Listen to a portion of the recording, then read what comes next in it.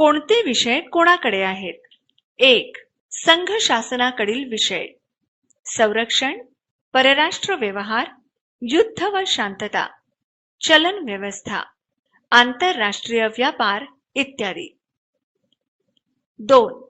राज्य शासनाकडील विषय: शेती, कायदा व सुव्यवस्था, स्थानिक शासन, आरोग्य, तुरुंग प्रशासन इत्यादी. 3. दोन्ही शासनांसाठी असणारे विषय: रोजगार, पर्यावरण, आर्थिक व सामाजिक नियोजन, व्यक्तिगत कायदा, शिक्षण इत्यादी.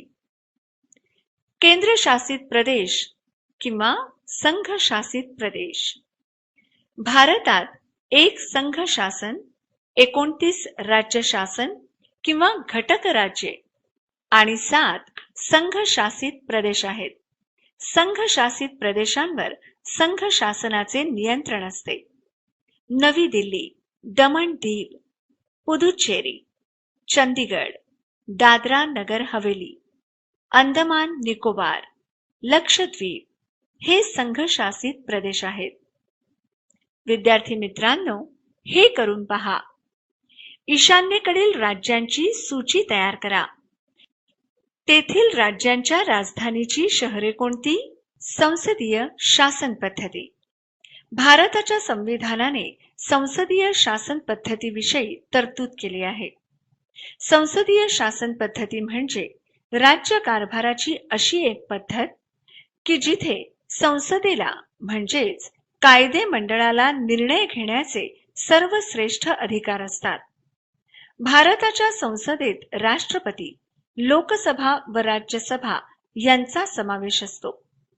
प्रत्यक्ष राज्यकारभार करणारे मंत्रिमंडळ लोकसभेतून निर्माण होते व ते आपल्या कामगिरीसाठी लोकसभेला जबाबदार असते.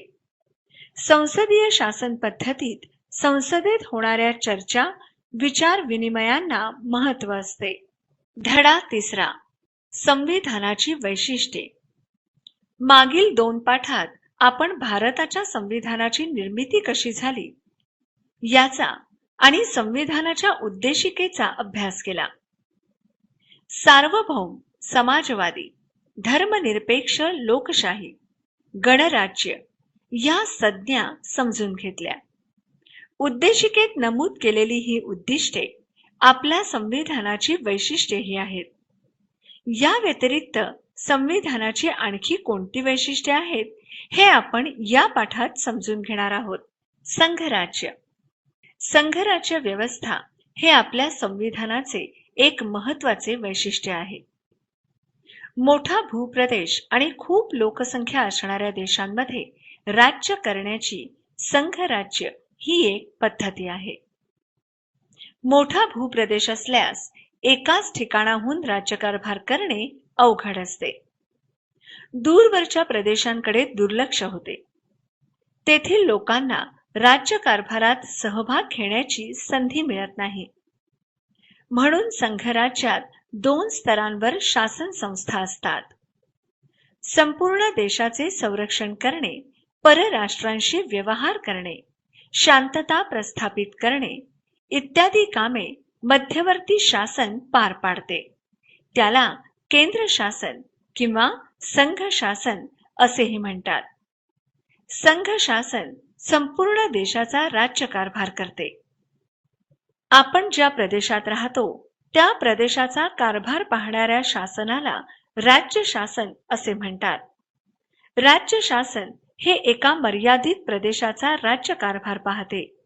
उदाहरणार्थ, महाराष्ट्र राज्य शासन 2 पातळ्यांवर वेगवेगळ्या विषयांवर कायदे करून परस्पर सहकार्याने राज्यकारभार करण्याच्या या पद्धतीला संघराज्य असं म्हणतात. अधिकार विभागणे. संघ शासन व राज्य शासन यांच्यात संविधानाने अधिकार वाटून दिले आहेत. त्यानुसार कोणत्या विषयाचे अधिकार कोणाकडे आहेत ते पाहूया. आपल्या संविधानाने 3 सूची तयार केल्या व त्यात विविध विषय नमूद केले आहेत. पहिल्या सूचीला संघ सूची म्हणतात. त्यात 97 विषय असून या विषयांवर संघ शासन कायदा करते. राज्य शासनासाठी राज्य सूची असून त्यात 66 विषय आहेत. या विषयांवर राज्य शासन कायदे करते. या 2 सूचींव्यतिरिक्त तिसरी एक समवर्ती सूची असून त्यात 47 विषय आहेत. दोन्ही शासनांना या सूचीतील विषयांवर कायदे करता येतात. या 3 सूचींमधील विषयांव्यतिरिक्त एखादा विषय नव्याने निर्माण झाल्यास त्यावर कायदा करण्याचा अधिकार संघ शासनाला असतो. हा अधिकार शेषाधिकार म्हणून ओळखला जातो.